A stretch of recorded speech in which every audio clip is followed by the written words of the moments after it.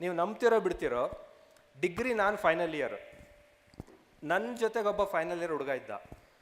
SLC 4 ಸರಿ ಫೇಲಾಗಿ ಪಾಸಾಗಿದ್ದ, PUC 3 ಸರಿ ಫೇಲಾಗಿ ಪಾಸಾಗಿದ್ದ. But ಅವನಿಗೆ ಬುಕ್ ಮೇಲೂ ನಂಬಿಕೆ ಇಲ್ಲ, ಟೀಚರ್ಸ್ ಮೇಲೂ ನಂಬಿಕೆ ಇಲ್ಲ. ಮಂಜು ಏನು ಹೇಳ್ತಾನೋ ಅದು ನಾನು ಮಾಡ್ತೀನಿ, ಈ ಥರ ವಿಧೇಯತೆ, ಸಂಗಮ್ ಶರಣಂ ಗಚ್ಚಾಮಿ ಆಗ್ಬಿಟ್ಟಿದ್ದಾನ ಅವನು.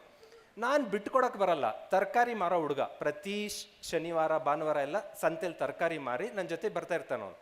ಕಾಲೇಜ್ ಮುಗ್ದಿದೆ, ಅವನಿಗೆ ದಿನ ಬೆಳಿಗ್ಗೆ ರನ್ನಿಂಗ್ ಕರ್ಕೊಂಡು ಹೊಟ್ಟೆ ಓಡೋಕ್ಕೆ ಸ್ಟಾರ್ಟ್ ಮಾಡ್ದ.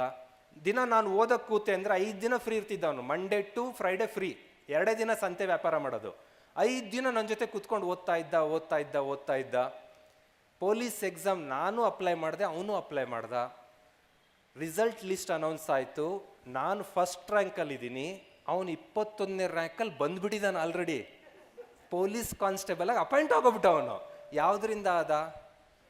ಸಂಗಮ್ ಶರಣಂ ಗಚ್ಚಾಮಿ. ಸರಿಯಾದ ಸಂಘ ಇದ್ರೂ ಸಾಕು, ಗೆದ್ಬಿಡ್ತೀರ ನೀವು. ದಟ್ ರೀಸನ್ ಸಂಘ ಸರಿಯಾಗಿ, ಅಂದರೆ ಫ್ರೆಂಡ್ಸ್ ಎಲ್ಲ ಸರಿಯಾಗಿರಬೇಕು. ಫಿಲಮ್ ನೋಡೋಕೆ ಹೋಗೋಣ ಬಾರೆ, ಆ ಧಾರಾವಾಹಿಯಲ್ಲಿ ಏನಾಯ್ತು ಕಣೆ, ಈ ಧಾರಾವಾಹಿಯಲ್ಲಿ, ಇಂಥ ಸಂಘ ಬೇಡ. ಓಕೆ, ಸಂಘ ಅಂದರೆ ಸಬ್ಜೆಕ್ಟ್ ಬಗ್ಗೆ ಡಿಸ್ಕಸ್ ಮಾಡೋ ಸಂಘ ಬೇಕು.